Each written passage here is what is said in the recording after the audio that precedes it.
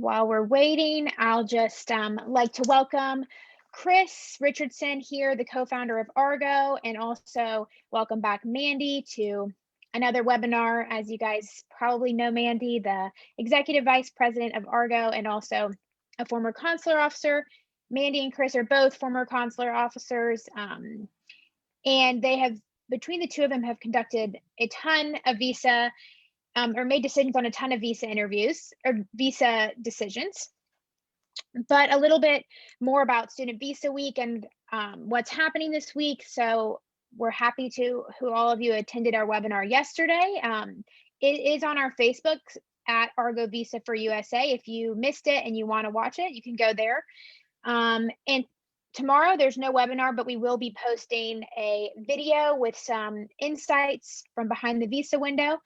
And on Thursday, we have one more webinar, which is going to have four former visa officers discussing some information just about their experiences with the student visa applicants they have interviewed at the visa window. And these visa officers have experiences in China, India, Mexico, Honduras, Colombia, Indonesia, Sri Lanka, Iraq, and France. So we have a lot of very experienced people going to be in that webinar, and I'll send a link to that Zoom if you would like to register in the chat right now for anyone who wants to prepare in advance. I just sent it in the chat, and I'll also add it to the Facebook stream as well. And a few other housekeeping things before we get closer to getting started. So in our webinar today, and this will also be the case for our webinar on Thursday, we're raffling off one free consultation per webinar. So how you enter the webinar or how you enter the raffle is by tagging your friends on Facebook. Each tag equals one entry. So if you tag 10 friends, you'll get 10 entries. And after the webinar ends, we will use a random number generator to determine who is the winner. So I'll send the link to the Facebook event right now, to the Facebook stream if you're attending in Zoom, if you want to participate in the raffle entry. I just sent it in the chat for everyone. Also, at the end of the webinar, we will be having a Q&A session. The webinar will be an hour in total, including the Q&A. So just to prepare everyone for that. If you're on Zoom, please send your questions in the Q&A tab on the bottom of your bar and not the chat, just so that we can keep it organized and make sure we can get to as many questions as possible. And if you're on Facebook, you can comment your questions live and we'll try to get to them. If we don't, we will answer them afterwards. So with that being said, I think we'll get started in a minute. And yes, if you have any questions, feel free to send them in the Q&A now or later on. So again, thank you, Mandy and Chris, for participating in the event. If you guys would like to briefly introduce yourselves, and then we'll get started. Thanks so much, Davis. I guess I will start. Thank you guys for coming to our webinar yesterday, where I talked to an international advisor and PDSO, Kelly Poppin from Miami-Dade College. That was a really great discussion on just the different things that we see, visa officers on one side and international advisors on the other hand. And we're all just trying to do our best to support international students. And I'm so excited to be here with Chris Richardson, the founder of Argo. We're the first company in the world made up entirely of former visa officers. And together we have made decisions on over 1 million visa applications. So that is a lot of interviews. I'll probably get a little bit more into how many Chris has done. It's a really hard job to be a visa officer and make those very important decisions. I myself have worked at the U.S. Embassy in Beijing, China, at the U.S. Consulate in Matamoros, Mexico, and the U.S. Consulate General in Hong Kong and Macau. And I will let Chris introduce himself. He has a very illustrious background.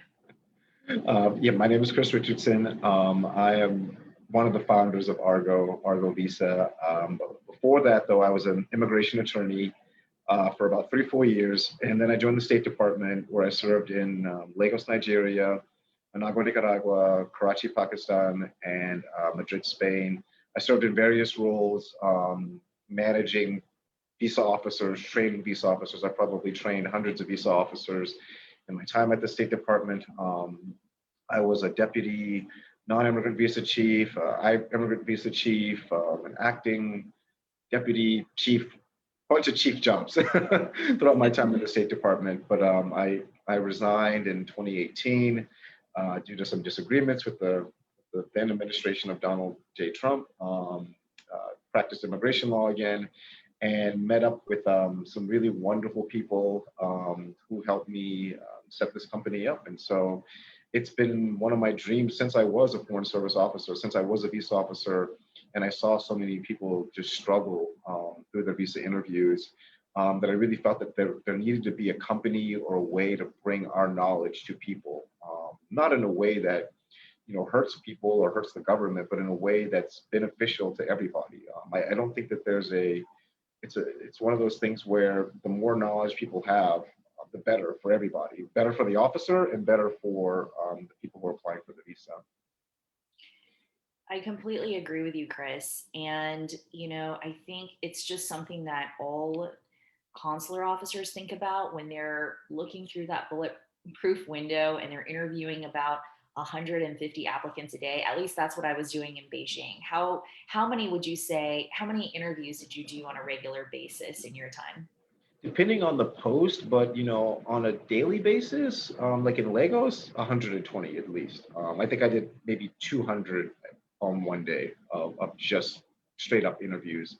And those interviews are really hard. I mean, like, you have a lot of just different unique cases, unique and different clients. And, it's always like it always hurts my heart when I hear clients or hear other people talk about, yeah, the officer only talked to me for 2 minutes. And, it's one of the shames of our immigration system that as a visa officer, you don't get that opportunity to talk to clients more than just that 2, 3 minute time. But also that, after doing about 10,000 of these. I think that's usually the mark I say, about 5 to 10,000. You can just look at an applicant and tell whether you're going to issue them the visa or not. That is so true. And I always say this, but the State Department calls us human lie detectors. Do you think that's like an accurate description of what we do?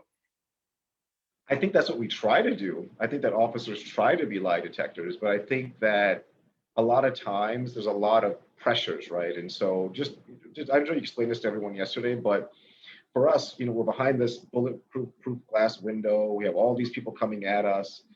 You have like what's called the 11C report, where like you can see the numbers of all of your colleagues and how they're interviewing. Are they issuing visas? Are they refusing visas? Is my numbers, are they in line with other people's numbers?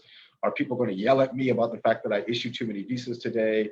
So there's a lot of pressure that sometimes make you want to see the truth and sometimes make you want to see lies, even though maybe there might not be any lies there. I always tell anybody I know, oh, you want to interview in the mornings, because that's before officers start understanding what the numbers are going to be for that day and whether they need to refuse a little bit more or issue a little bit more as well.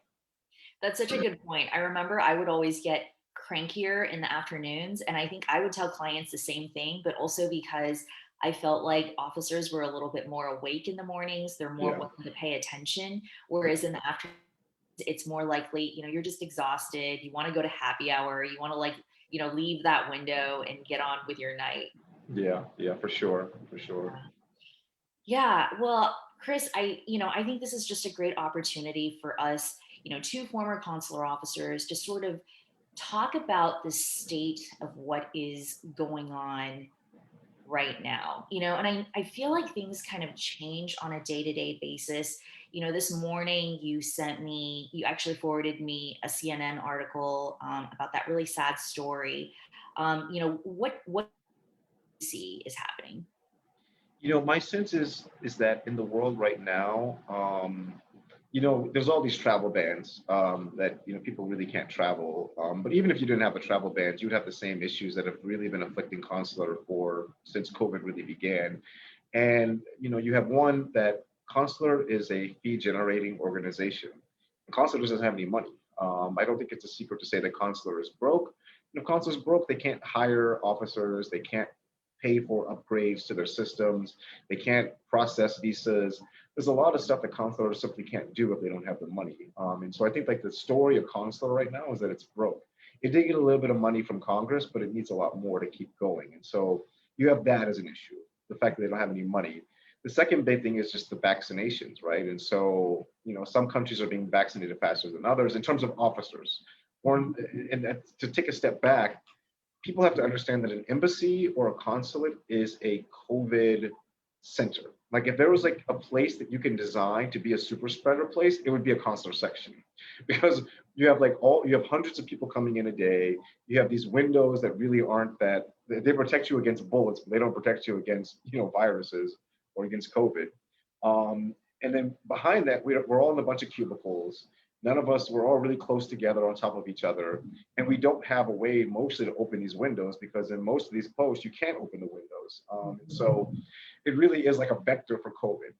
And so that's how most embassies are designed. And so what you're going to have to do is these embassies are having to find a way to bring in people part-time or doing like shift work, or you're going to basically have to have a way that not all the officers that we used to have are there at one time. Yeah. And compound that with the fact that it's been a year since people could travel and people want to go back to school or people want to do whatever. So you have like a ton of people out there who want to apply, which are probably down 2,000-3,000 officers or whatever it is. Like you're just not going to have like a full slate of officers, because that's just not possible. And even after they get vaccinated, you're not going to see them going back to 100%, unfortunately. And so I think that what you're seeing is that some embassies and consulates are trying to open. They're focusing on immigrant visas and they're focusing on student visas. B visas are probably going to come a little bit later, but it's just really tough because a lot of this stuff requires in-person interviews and they just don't know how to manage it, basically. And so I think that's what you're seeing across the board with consular. Yeah. So when I was referring to the email you sent me earlier about it looks like there was 2 embassy staff that died in India. Do you see that? What do you see is going on in India right now? And do you see any sort of, is it going to get better anytime soon, or how will that affect visa appointments? I'm more curious what you think.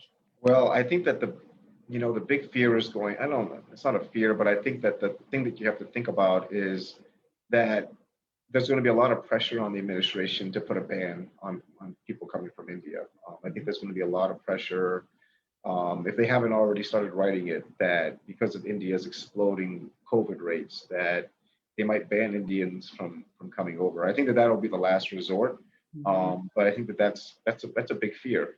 But you also have to realize that officers are people, right? Like, and if you ask an officer who's here in America, oh, hey, could you go do some visa interviews in India, which has a raging COVID crisis? That's a lot to ask of an officer. And most officers have the right to, do authorized departure, or I think they're either on authorized departure or ordered. I think they're on authorized departure. And so a lot of officers are like, no, I'm not going to bring my family there. I'm not going to bring my friends there. I don't want to, live in India right now. And so I'm sure that that's a huge pressure point for consular affairs, is that, where do you find officers who would be able to how are you going to find enough officers that will be able to do these interviews, basically, and do them in person in a country that has a raging COVID crisis? I would think that, that there would be officers who are in India, because this exploded relatively quickly, that they would be requesting authorized departure right now, which is an option during, a pandemic. Right. And what we say about authorized departure is that if you're a foreign service officer or diplomat in these countries, or a consular visa officer, you have the right to leave these countries if the situation in the country is bad, basically. And so I would imagine that a lot of officers are like, no, I'm good. I'm going to, take me and my family back to America until India gets their stuff under control.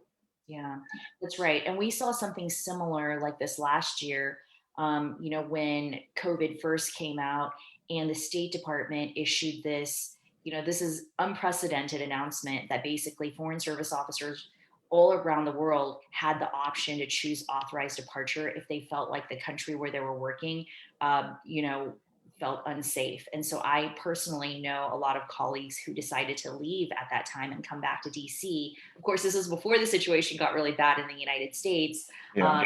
bring their families back. And so it seems like that's going to be on the table once again. Mm-hmm. Yeah. And now you have like a 400,000 backlog of immigrant visa cases that they're trying to rush through. You have millions of people who are trying to apply for student visas. My hope is that the Biden administration will put a stronger emphasis on those, and that they'll find a way to help applicants do the interviews in different avenues. But State Department folks are really old and really stubborn, and so I think that there's going to be a lot of resistance to trying to do things differently or do things otherwise. Yeah. And, I think it's been really highlighted in the news that there is this huge immigrant visa backlog, and the administration has talked about how it's going to prioritize that along with student visa interviews. But interestingly enough, I heard this morning that, in places like Tel Aviv, for example, they've decided to cancel all visa appointments because there's also a huge backlog of US passport applications, thousands. So I feel like IVs, of course, are sort of, ahead. There's a huge backlog, but there's other backlogs as well. And it just seems like everything is going to come to a head for consular affairs. And I kind of wonder, what is going to happen next and how they're going to prioritize these things. Yeah, something's gonna have to give. Either they'll have to do the interviews via Zoom or something else, or they're gonna have to waive certain types of interviews. They're gonna have to do something to make this work, because there's just no way you're gonna do 400,000 IV cases and millions of B1s or Fs, basically just on the few officers that we have. Or maybe they'll hire like a surge of officers. That's also a possibility. They've done it in the past where they've hired surges of officers, and that might be something that they might consider if they can get the budget for it. Yeah, no, that's true. Bringing it back to Argo for a second, of course, I know the story. I know you so well, and I was really excited when you asked me to join the team. But tell us a little bit about, how did this idea for Argo come about, and why do you think it's so necessary, for people who are applying for US visas? It started back, honestly, when I was in Lagos 10 years ago, about 10 years ago when I was in Lagos as a visa officer. And I was interviewing somebody, I think for an O visa or something. And I remember just talking to them, and they were just kept trying to throw papers at me. And I'm just like, why are you throwing all this paper at me? Just talk to me. And in the process of talking to them, they spent like $10,000 to get all this bad advice on what they should do and what's going to happen at their visa interview. And it made me realize, my God, there's just such a gap between what we do and how we do it versus clients and applicants rather, that I think that there needs to be a way to close that gap. And in consular, 10 or 15 years ago, if you wrote to an embassy or wrote to a consulate and you were looking for an answer to a question, any question, just basic stuff, you probably would get it. But now it's like, check the website, don't talk to me, get away from me, I'm not going to answer this. And so consular really isn't invested in that idea of having people answer these questions, these basic questions that people have. And so I think that for me, that's where I sort of started, was just this idea of seeing all these people who are being scammed out of money coming to these interviews just to be told no, and them not understanding why they were being told no. And me as an officer not having the time or inclination to tell them, hey, this is the reason why I'm going to deny you. And in fact, we're discouraged from telling people why they're denied their visa because we don't want them to go and prepare, make things better. And so for me, that's where the idea sort of branched out. And every post I went to, it just grew stronger and stronger, this desire and this feeling I had that there needs to be a way to close this knowledge gap. And we have to find a way to help people not go to these interviews unprepared and go to these interviews not knowing exactly what's going to happen. And even not only just for the applicants, but also for the officers, like, man, you remember like the 120th person who comes to your window and they throw you some documents, right? Imagine like a year and a half of just these non-immigrant visas. A year and a half in, you get your 50,000th person who comes in and throws documents at you.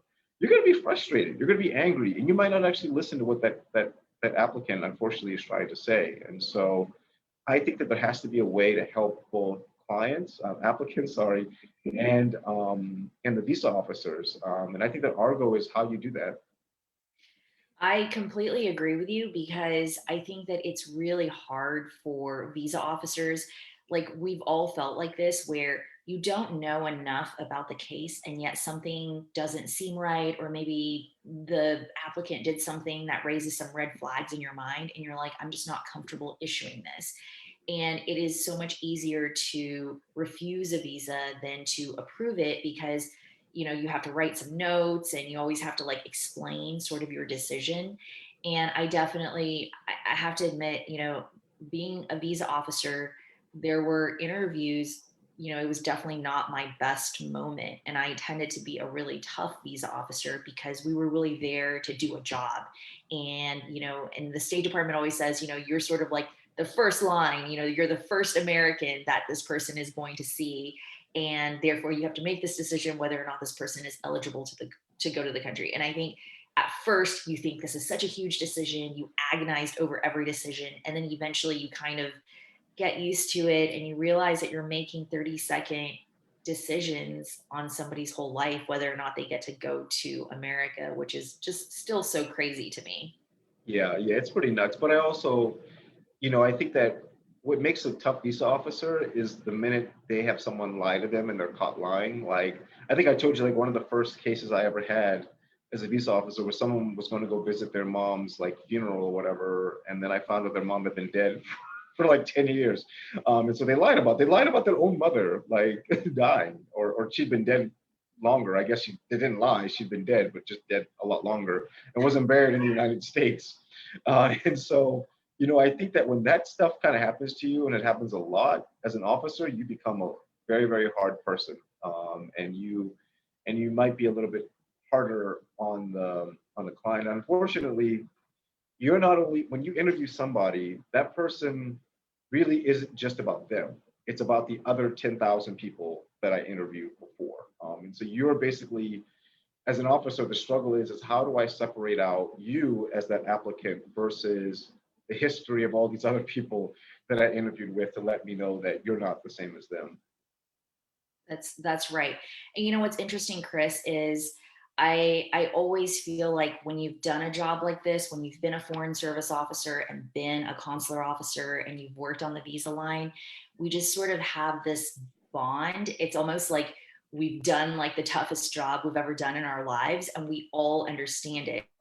Mm-hmm. Working with other Argo officers, it's one of my favorite parts of the job because we just get it. We understand the consular mentality. We understand how visa officers think.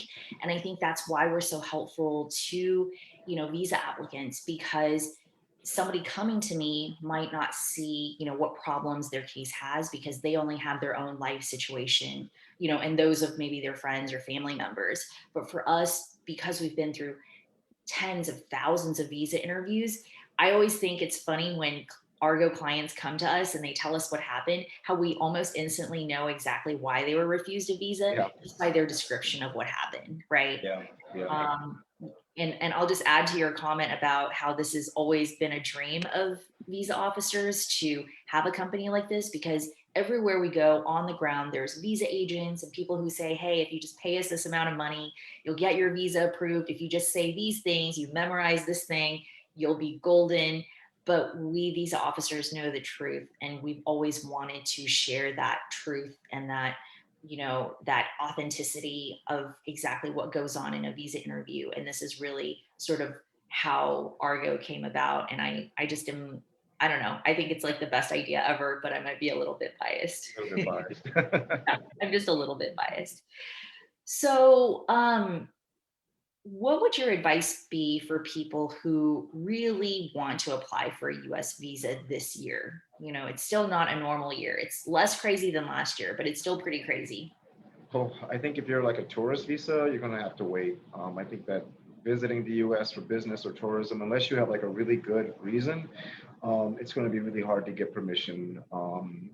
And also, I think patience is going to be a virtue for everybody. I think everyone is like, yeah, I want this. I want everything reopened. I want us to start going now. But I think that we're all just gonna have to have this need to wait and be patient and let the system work out, because it's not like a light switch that you can flip off and on. It takes time to be able to get these officers back. There's going to be fourth and fifth waves of COVID, and there's just a lot of things going on that I think that people don't see behind the scenes. And so when they're like, well, for example, with China, everyone's like, well, why doesn't China reopen? They don't really have that many COVID cases. What's going on with that? And the answer is really that just because China is open doesn't mean China wants us back. There's a lot of countries in the world putting on like really strict requirements for officers to even return to those countries. And so there's always stuff going on behind the scenes that I don't think that people necessarily see. So I think patience is going to have to be a virtue. I think that, by November, December, hopefully, God willing, a little bit earlier in September, as COVID itself hopefully starts to subside, we'll be able to see some more people applying. But for now, I think everyone's just going to have to be patient. Hmm. And do you think that in light of everything that's going on, we talked about doing interviews over Zoom. I mean, do you think that the State Department will change any of its procedures? I would be shocked. And the reason is because I think that those of us who know State Department people, we know them. We know, especially those older people who've been in a really long time, the people who've been in pre 9/11. Those people are very, very, very, very set in their ways. And the State Department is a very conservative with the C organization. They didn't get computers until Colin Powell brought them in the mid 2000s, right? And so I think that's just the State Department mentality that they're going to be the last ones to do anything and they're going to have to be forced to do it. So there's been a lot of discussion about doing remote interviews. And I just think that the State Department is just going to be very, very hostile to doing it for a very long time. So, I mean, maybe one day you'll get an administration or get somebody who forces them to do it. But otherwise, I just don't see them doing it organically or on their own. That's so true. I remember being a foreign service officer and going through the consular training. And at that time, they were like, oh, this program that we're using right now, we're actually, building a new program and it'll probably be here next year. And then like 5 years later, we're still using the same program. Consular One, which has been being built for 10 years now, right? And so like our consular systems are really, really funky, like from mid 2000s or early 2000s even, and we haven't really updated those at all. And so before they can even do remote interview technology, they probably have to update their actual systems. And they're not even there yet with that. And so, yeah, I think that when people think of our government and they think that all these people will be able to do this stuff fast, I think people need to take a step back and realize it's not going to be as fast as we want or as it should be. No, I think that's exactly right. I think it's going to take a while and they'll probably have to face some, I don't know, some external pressures or something like that to be forced to change. I don't know. It's really interesting to me because I don't know if you use this in Lagos, Nigeria, but when I was in China, we actually, at the time I was there, we had about 4,400 people come through the waiting room every day. And I was actually laughing when you said that that's like where a super spreader event would happen, because even as I was there, visa applications were going up every single day. And they were literally trying to squeeze more people into the cubicles. And how do we, cut a cubicle in half and put 2 officers in there when there used to be 1?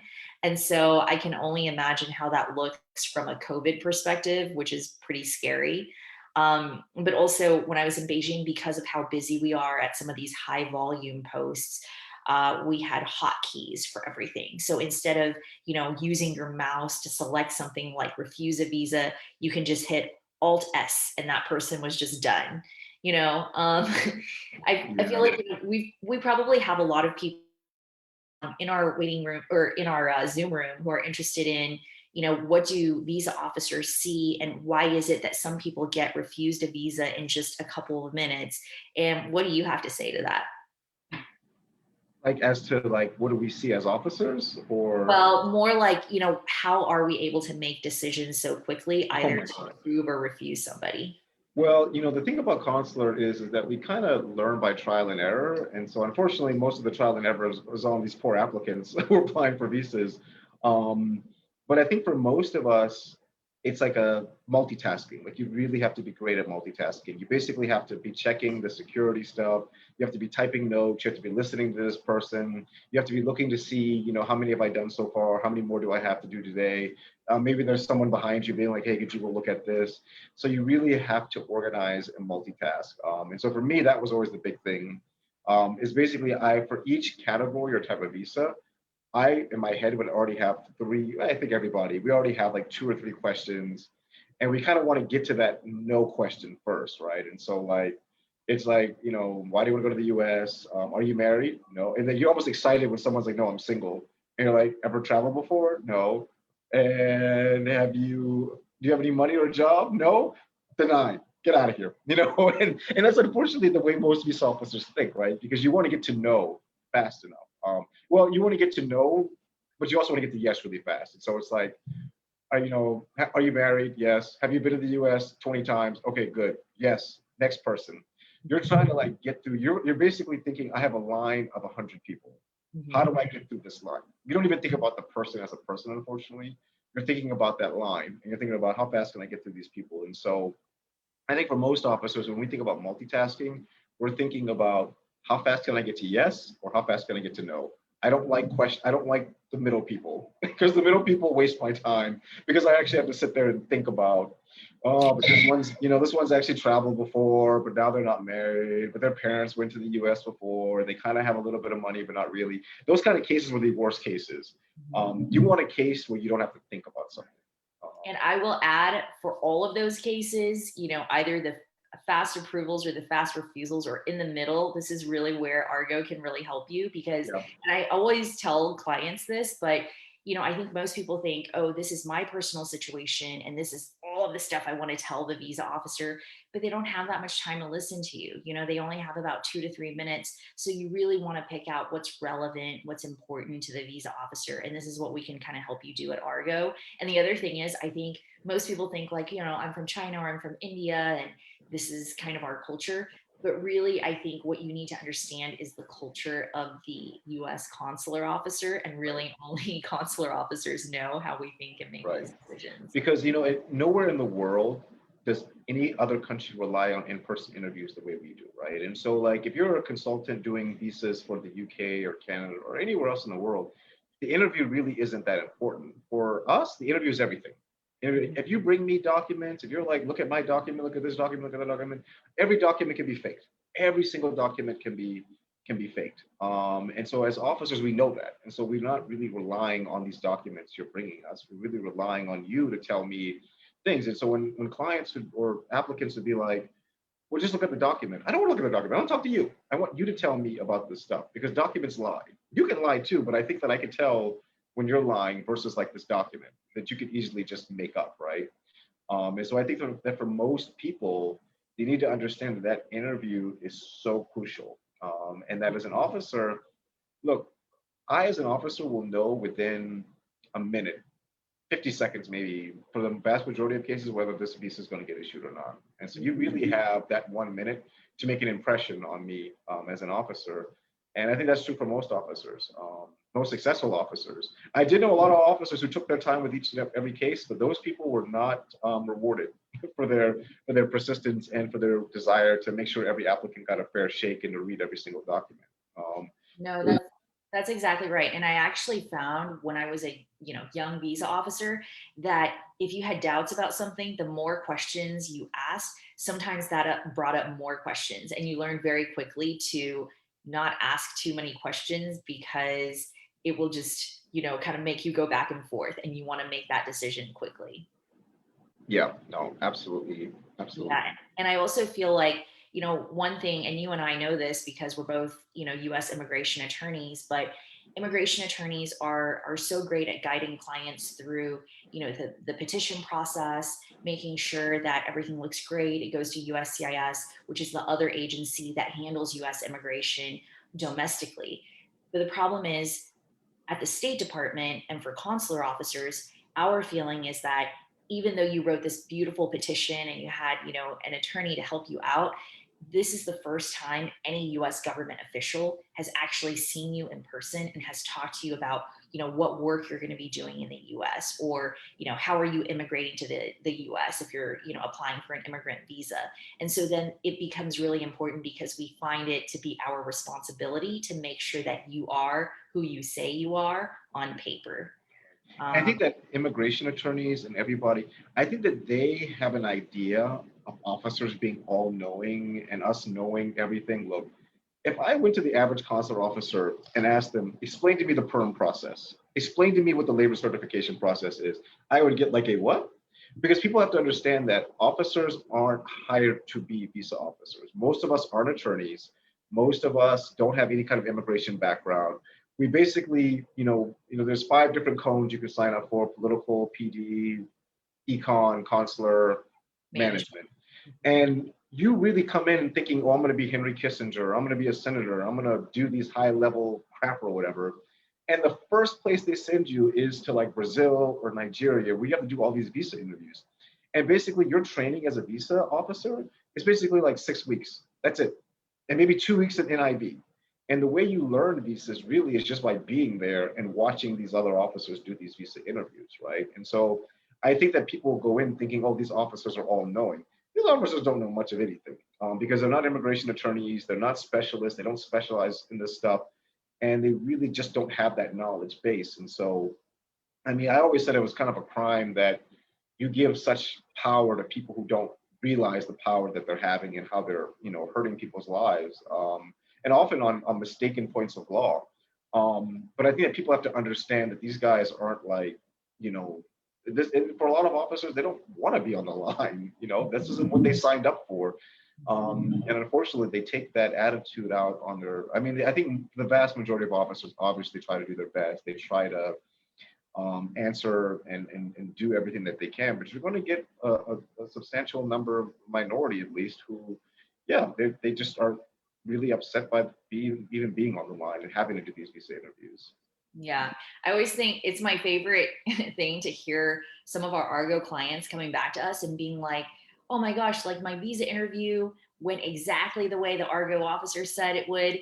And actually the Argo officer was much harder on me than the actual visa officer. And I think that's really what we try to do in every consultation, is to make sure that you're ready for the toughest interview of your life. Hopefully you won't have to, it won't come to that, but that at least you're prepared. Because I think sometimes as visa officers, when we talk to somebody, instantly you might say, okay, like this is the person who's going to get it. I'm going to be really tough on this guy because he's looking at me funny or he's way too like nervous.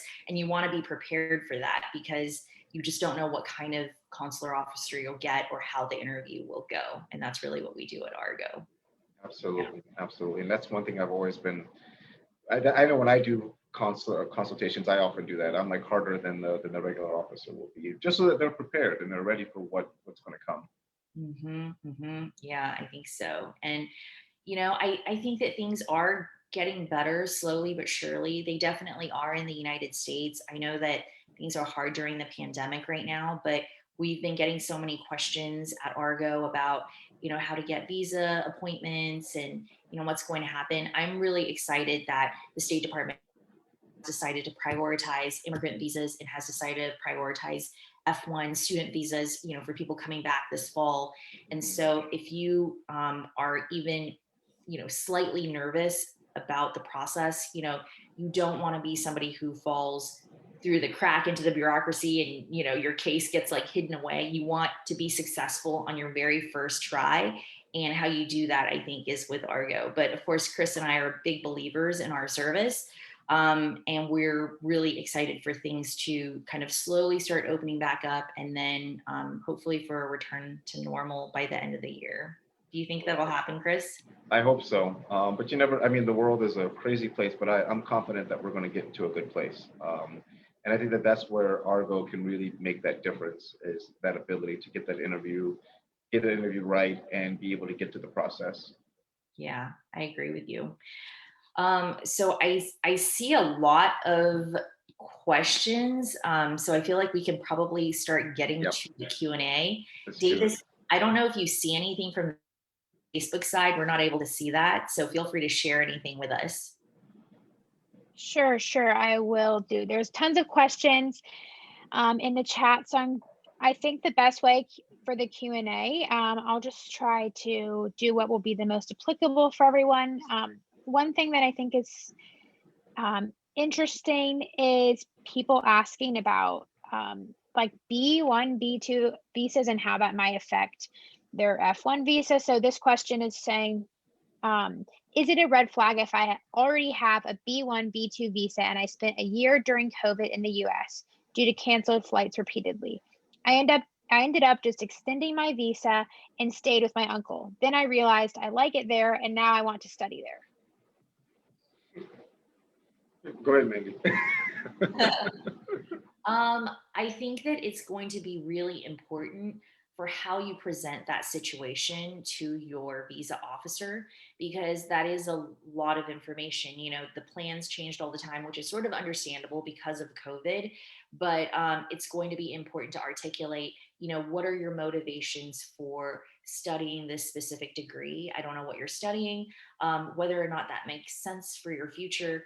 You know, visa officers, for what limited time we have, we're really good at cutting through BS. And if we think that something doesn't seem like it makes sense for somebody who is your age or what you're doing in life, then we'll deny you faster than you can even say, wait, you know, like, hear me out. So it's really important to give the right impression and to be able to explain things in a concise way that the consular officer will understand it. But it could be complicated by, you know, this history that you've had, but I think you can definitely get your visa if you handle the interview right. Great. Thanks for answering that. So I think this question is really something that I've heard a lot of people ask before. Does the university does the university reputation matter during the visa interview? Does going to a more reputable university increase the chance of getting an approval? I think that, you know, every officer kind of has a different take on this. But I do think that, yes, obviously, if you go to Harvard or Yale, officers are going to give you a lot more leeway than if you didn't go to those like top quote unquote schools. And so I think that, but no matter where you go, I mean, you're always subject to be refused, right? Like I've refused someone from Harvard before because he kept telling me he wasn't coming back to his own country.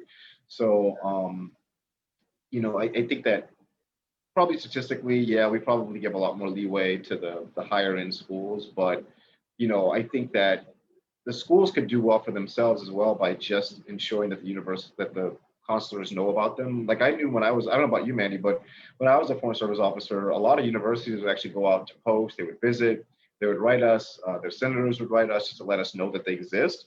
And that went a long way in helping us, I think, feel like, okay, so this is a legit school that we can issue visas for. But yeah, I think that if your school isn't necessarily as well known, it doesn't hurt to have this strategy on, okay, how are we going to get ourselves more well known among these visa officers, and also make sure that our students are prepared before they go for those visa interviews. Yeah. I'll just add to what Chris said, which is, you know, to make sure you're ready for that interview. I think, you know, the schools, yeah, I mean, consular officers definitely know about, you know, which schools are the Ivy League schools, which ones are not. But I think also to us, it's really important whether or not the student seems prepared. So generally students who are going to Harvard or Princeton or somewhere like that, they probably are, you know, speak really great English, or they've taken all of their TOEFL exams and their SAT exams.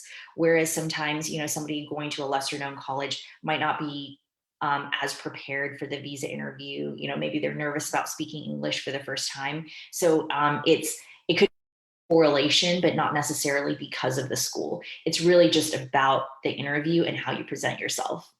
Right, and I think I'm going to quickly add to that. It really comes down to, does this make sense, right? And so many times I'll ask somebody, did you apply to any other schools? No. Why did you pick this school? Because the trees are nice. Or, oh, because I Googled. Like, that's the kind of stuff that's just like, no, I'm not giving you a visa because you Google and you found it on Google. Like, wait, what? Like, you have to think not the way that you have to think like, what would an American think is logical in this way? And I know that's really hard because it's like, how do you know what's logical and what's not logical? But for me, if I ask you, why'd you pick this one school out of hundreds of schools in America, there's thousands of schools, why you pick this one school? And you're like, oh, because the trees are nice. I literally had an applicant say that to me because I heard they have nice weather and the trees are nice. No, just no, I'm not going to give you a visa for that. Because to me, that shows that you're not serious, that you didn't put the effort into finding out about the school and why you picked the school. And probably you're not telling me the truth. And the truth is that you probably have some uncle or some relative who lives close by, you want to be close to them. Tell me that story, because that story makes sense. But if you're telling me about the trees and the weather and all this other stuff that have nothing to do with your education, chances are I'm going to deny you. And most officers would agree with me on that. Yeah, and one thing I'll just add to what Chris said is I feel like the Argo consultation is a really good place where you can ask all of these questions, because I get so many people coming to me and being like, this happened to me 5 years ago. Should I bring it up during my interview? I really want to be truthful. And other times people say, well, I have this is really why I chose the school. Should I bring it up? And we'll give you feedback and we'll tell you if it makes sense for an American consular officer and what we would think, and this is really sort of our value in the process. Great. That's really helpful. And also kind of going off of that question, someone on Facebook asked, what type of questions can an F1 visa applicant expect? That might be a little broad. Yeah, but it's going to be just depends on the circumstance and the situation. But I think that the way that it's outlined in the FAM, which is like it's like the Bible for consular officers, is this a legitimate school that this person is going to, or did they legitimately come to a decision about this? Do they have the money to pay for it? And are they coming back to America? And do they have a plan to come back to America? Right. And so I think those are like the three primary things that I want to know. And so if I ask you, why'd you pick this school? I like to see someone be like, well, I looked at these other schools, I did a process of elimination, and I picked this school because of this, right? I think that people want to see that. They want to see that you put that effort into it. So that satisfies box one. Who's paying for this school? If you're like, I don't know, or you don't have anybody, or you have some random relative paying for it, you kind of have to have an explanation as to why. And then when I ask you, what's your plans after you get your degree? And if your plan is, well, I'm staying in America and I'm going to be a doctor, no, because it's a non-immigrant intent visa. And so if your intent is to immigrate to the US, you're not getting a student visa. So I think those are like the three major things, but there's always a ton of different types of questions and different avenues you can. And usually for visa officers, our questions build on our prior questions, right? And so if you tell me, well, I looked at this one school, and I'm like, oh, then why'd you look at that school? Why didn't you go to that school? And that leads to a whole different set of questions that might be out there. And so I think those are the three primary ones, but there's a ton of others out there. I think those are good. Great. So we have someone, sorry, I'm just trying to find the question again, asking about 214B and, what exactly does that mean? And is this seal your fate? So I love how Chris has a big smile. 214B, we hear that phrase so many times. So 214B is a really broad refusal, and it really could be any number of reasons. Basically, it means that you have not demonstrated to the consular officer that you overcome immigrant intent, because the way that our law is written, you're actually presumed to be someone who is intending to immigrate to the US unless you convince us otherwise. And so if you don't demonstrate ties to your home country, likely you'll get refused enter section 214B, and that is what consular officers call it. In reality, 214B really covers everything, whether it's, I feel like this person was way too nervous at his interview. Like, that's not a normal amount of nervousness. What motivations does he really have for going to the United States? To, oh, I don't like how they dress. They didn't really look like they were a student. They're going to go study in that. To, all of these things are sort of racing through our mind about whether or not the person in front of us makes sense for this visa category, as Chris said. And so it could be any number of reasons. And most of the time, they will not tell you why you were refused. They'll just give you a slip of paper and say, under section 214B, you're refused. I'm so sorry. You can apply again. And I have to say that, just keep in mind that even though consular officers say, hey, you can always reapply for a visa and you'll get a fresh look at your application, that's not necessarily true, because whenever somebody who's been refused before comes to my visa window, the first thing that I do is I will go and talk to the colleague who refused this person last week. And I'm like, do you remember this guy? Why did you refuse him? And then it ends up being, your word against the friend of the consular officer who refused you last week. So you really want to get it right the first time. That being said, there have definitely been times where I've seen a person who's been refused 3 or 4 times, and I was the officer who decided to overturn that refusal and give the visa to them, because I realized that there was information that wasn't being considered by the other consular officers. What do you think about that, Chris? Like, have there been times where, what are some situations where you've overturned a previous visa refusal? I'll tell you that as I got longer, I was always different though, but as I got longer in the State Department, I really didn't care about my call. I mean, like to me, everyone got a fresh interview. Like, I don't care. Like, even if you were right next to me, I'll issue this person right in front of you, because I didn't really care. Like, I thought that each applicant deserved to have that fresh set of eyes. But I think that most officers, yes, like, because your colleague is right next to you, right? And so, like, imagine Mandy and I are like window to window, and she sees this person she literally just saw last week, and I'm like, oh yeah, here's that visa. I don't know what that person was thinking. It kind of comes across as like, dude, what's up, Chris? Yeah. And so I think that a lot of officers just don't want to do that, but there are situations where, if I talk to my colleague and they're like, yeah, I was kind of iffy on that, or yeah, I didn't really feel it, or I don't even remember who that is. In those situations, you would overturn it. Or if the person came back with a more fuller explanation, or maybe there was something that the officer missed before that you found out. Like, for example, something where it's like, oh, this person's young, single, never traveled to the US before. But then on the second interview, it's like, well, actually their parents run the largest oil field in whatever country we're in. And it's like, oh, well, that person has a ton of money, and why would they live in America, basically? And so in those kind of situations where the story, or not the story, but where the additional facts in that second interview might lend you to think, oh, well, this person actually should have gotten this visa instead of being denied. But that's rare though. And a lot of officers, the first question they'll ask you is, what is different this week than last week? Or what is different this month than last month when you interviewed? And if you don't have like an answer for that, then they're just going to refuse you outright. That's right. Great. Thank you for that insight. So something Mandy just mentioned when she was talking about 214B also relates to something at least 2 people asked. So is there a dress code for the F1 visa interview, or something specific people should be sure to wear? I wouldn't say that there's a specific dress code, but I would say, maybe pick that day not to wear your sweats and like, like your tank top, or like, your sunglasses. I like it when these applicants wear their sunglasses up to the window. These officers don't really like that. So maybe just think about, what an American officer would expect a student to be wearing. Yeah, I think that every post is different on that though, because I remember in Lagos, I would hate the people who had the sunglasses, but they almost always got visas because they were rich and entitled enough that it was obvious that they had money, and they carried themselves like they had money, and so those people actually almost always got visas.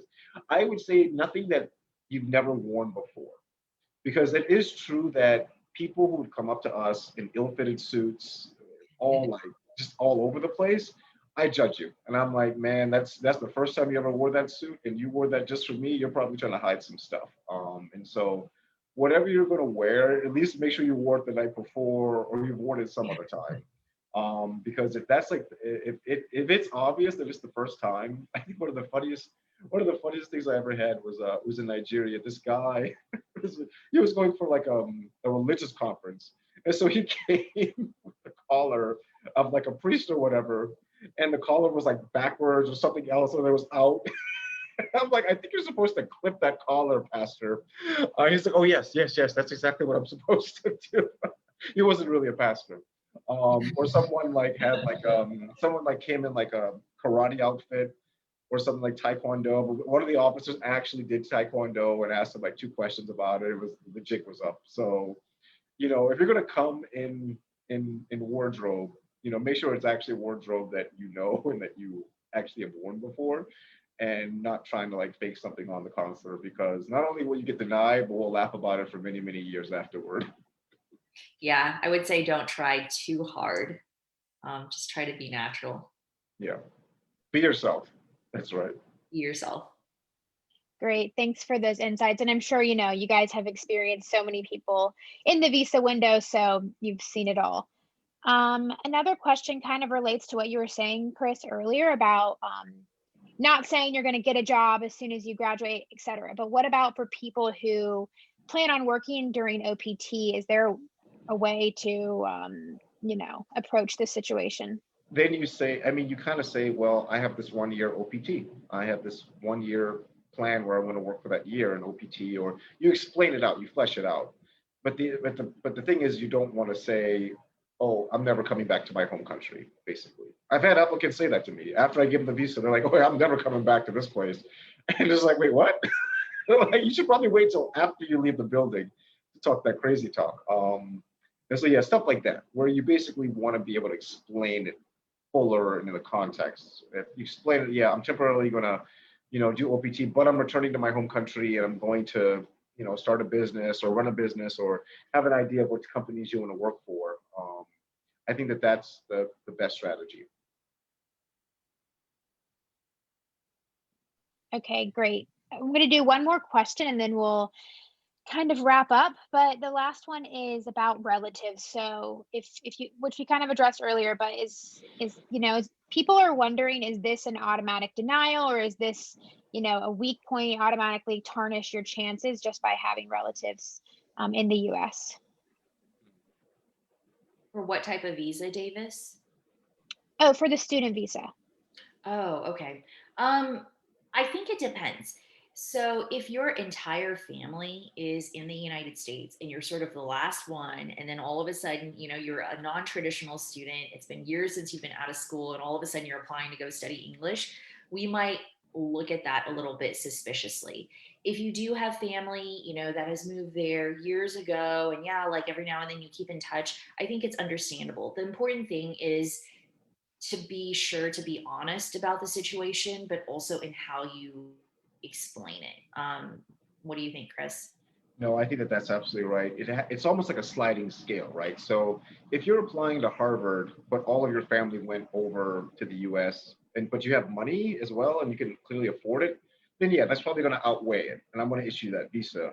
But if you're like 40 years old, you want to study English, all two of your other siblings went to the US in the same way and got green cards. And I'm going to look that up in my notes, by the way, right? Because that's the one thing that we do is like, I'll ask you, what's the name of your brother and sister? Or I'll go look it up in the SEAC. And I'm going to look up how they got to the US, because I was like, oh, I'm really curious. And you're going to do the same thing. And so but even in that situation, it's not an automatic denial. I'm going to see, well, what's the strength of their argument about the school, why they want to go to the school, and what ties do they have to the school. But I tell you that it's better to explain to me about that relative as an officer than to make up something about the weather, or the trees are nice, or it's cold, or I want to see snow, right? Like if you want to go to, like if you're like, I'm applying to school in Idaho, like, okay, you're here from Nigeria and you want to go live in Idaho, and you were like, why don't I go to Idaho? Oh, potatoes. It's like, no. But if you told me, well, my sister lives there, that makes more sense. I'm like, okay, so that makes sense. And that having that relative actually helps you, because in that situation, it just makes more sense why you applied to that school in the first place.